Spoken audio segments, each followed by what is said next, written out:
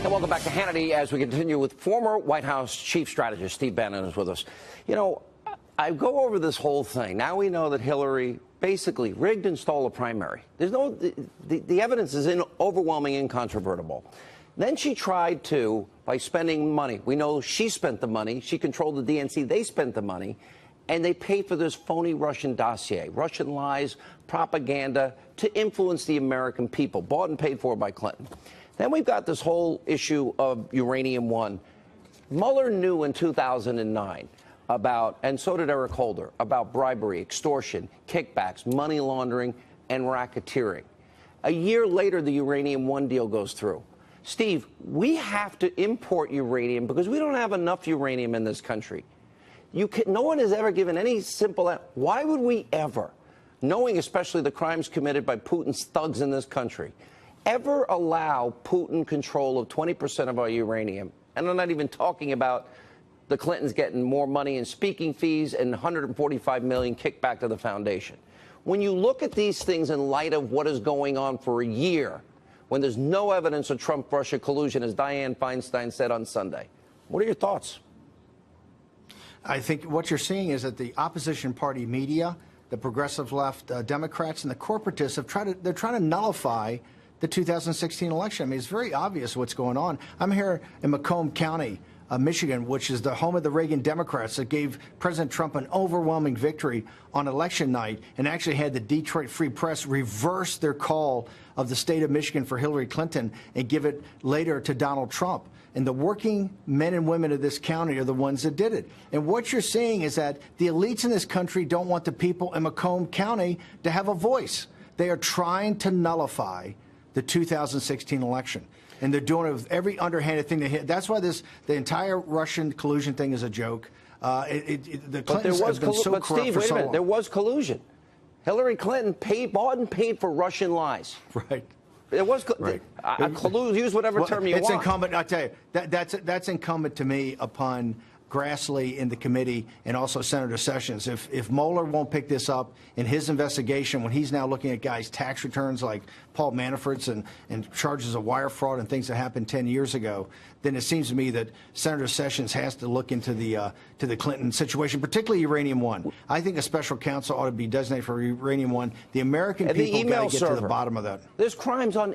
Listen, there's crimes on the email server. Known crimes, cover-up, obstruction, espionage, all of these things we've gone through. I won't repeat them, but you're right. 20% of uranium, really?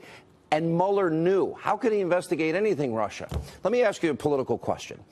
Yes, sir. And I know this is important because you have said you were going after those people. Look, we see people like Ben Sass and Jeff Flake and John McCain and other people. They hate the president. They haven't gotten a single thing accomplished. To the credit of the House did pass almost 300 bills, including, sanctuary cities and Kate's Law. They got some work done. And they passed a health care bill, imperfect, but they got it done. And my question is this. Isn't it at the end of the day, you and Reince Priebus, Reince is more establishment than you. You're a conservative outsider, kind of like, I think we agree on a lot of politics, so you're wrong on not cutting taxes for everybody. That's another night. But you guys made it work. Why can't the Republicans that maybe don't like Trump personally look at his agenda and say, I asked them, what part of his agenda beyond say, trade that isn't conservative? Is Gorsuch not a conservative? Is his tax plan, except for the not across the board, not conservative? Immigration, not conservative?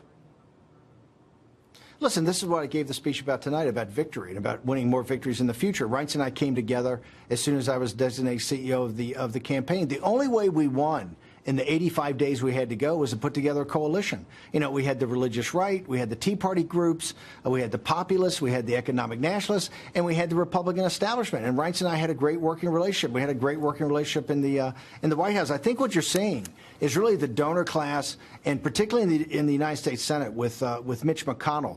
The House has actually voted on 180 bills that the Senate has not taken up, including many bills that would be a very difficult vote for Joe Manchin and Claire McCaskill and John Tester and Heidi Heitkamp and other of these red state Democrats that we need to take down in 2018. And Mitch McConnell's refused to do it. I tell you, Sean, I'm to the point that I think Mitch McConnell, to really bring unity to the Republican Party and get things done. I think Mitch McConnell ought to tender his resignation. What he ought to do is offer to resign as soon as taxes are done. We can't do it in the middle of taxes, but I think Mitch McConnell tomorrow should tender his resignation and said, hey, after we get taxes done, I will step aside and we'll have a revote on majority leader. Because I got to tell you, there needs to be a sense of urgency in the Senate. You know, over the last about week, you know, they're now going to work 6 days a week. They're talking about canceling Thanksgiving. They passed the budget.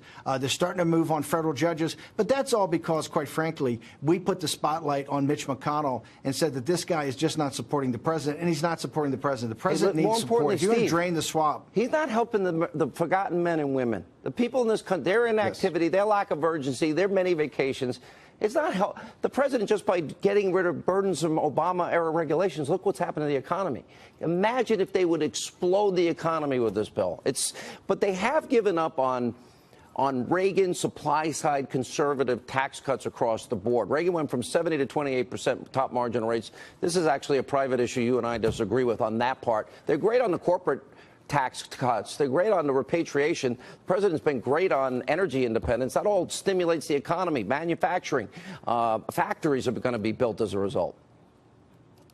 Well, I think that this tax package is not perfect. I really don't think it's fundamental tax reform. Yeah. I think we're going to have to wait on that. I think what we're looking now is a tax cut. Let's get this tax cut through. Look, President Trump's policies on economic nationalism have the economy growing at over 3% right now. All the geniuses, right, on MSNBC and CNN, the Wall Street Journal, they never thought that President Trump would get to 3% on his economic nationalism. He has the lowest Hispanic, unemployment rate in 11 years, the lowest black unemployment in 17 years. Wages are starting to rise among the working class and construction and agriculture. President Trump, there's more business investment. Yeah, because his program is working. His program of saying, hey, I'm going to have tariffs, I'm going to have quotas, unless you start putting your factories in the United States is working.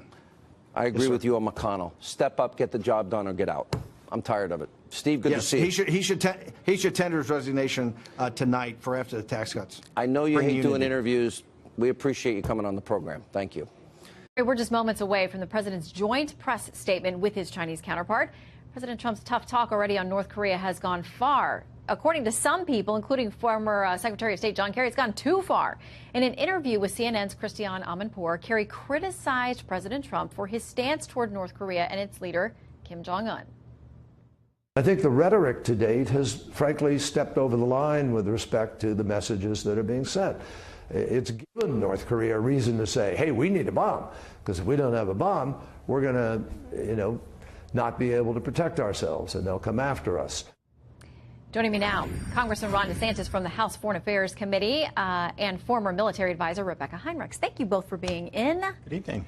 Congressman, let's start with this idea of rhetoric, because we've debated this on the show a couple of times in recent weeks, because this is what the president is doing right now. He's there in North Korea. He's had some very tough talk.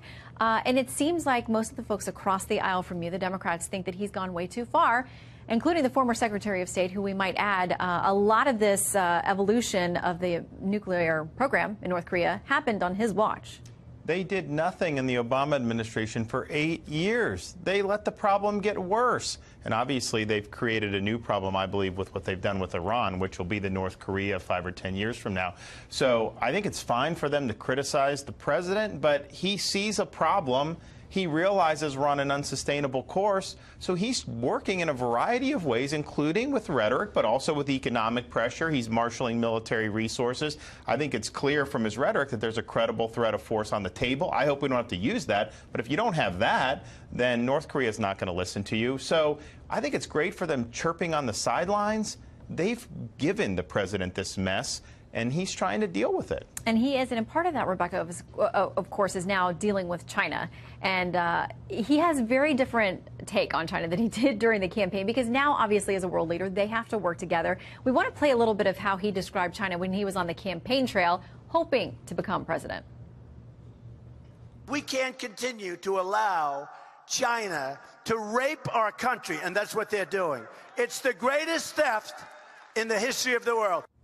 Okay, so now today, though, we saw just moments ago there, he's praising them for the things they have done to try to help corral North Korea, very publicly saying, you've kicked in these banking sanctions. We really appreciate that. But there's a lot more for you to do, and we hope you're going to do it. Sure. You know, President Trump, this is sort of businessman Trump. This is what he does. You know, he gets criticized by a lot of people for not having this sort of coherent strategy towards China. But what he does is he comes out really strong and he hits China, you know, with everything. And he sort of goes through the litany of problems that he sees that they have, you know, called them a currency manipulator. They're an IP theft, et cetera.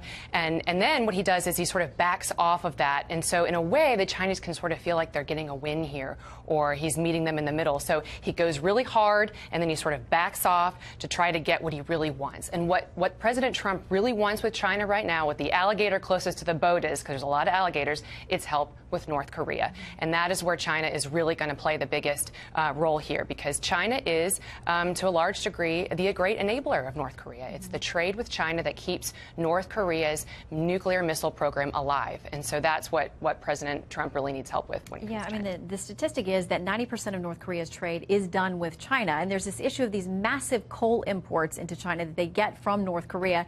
And Congressman, whether or not China would have the ability to replace something like that enormous amount of coal that is very critical to their economy and operations, because you know, they have interests that are different than ours, and what they need in that region and what we want in that region can be two very different things. But because of all that trade between the two and that shared border, they may have to be convinced in a different way. Well, they've always believed that the collapse of the North Korean regime would not be in their interest, because they think that would lead to the reunification of Korea, and that there would be U.S. troops on the Chinese-Korea border at that point. I don't think we really have any intention of putting troops if the Korean Peninsula were reunified, but that's been their view. So I think what the president's trying to do is change that calculation.